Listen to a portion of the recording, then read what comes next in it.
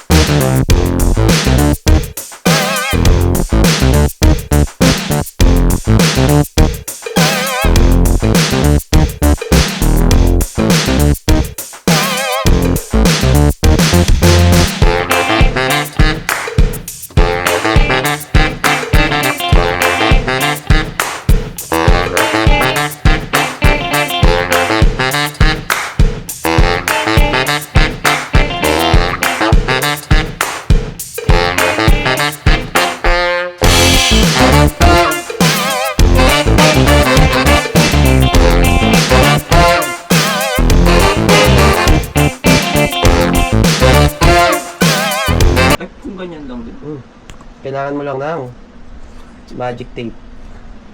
Ayan. Okay na. Bali ang nangyari yung yung stand screw, kinalawang. Panoorin nyo na rin yung timelapse para makita nyo dun. So, nilagyan natin ng tape para yung board hindi siya nakapatong dun sa stand screw na kinulawang. Tsaka bakal din kasi yun, kaya yung chance na magkaroon ng short circuit malakas. Dahil sa tape, malilesen yung chance na yun. So, ayan, okay na. Burn test na lang. Tapos, uwian na. Let's go.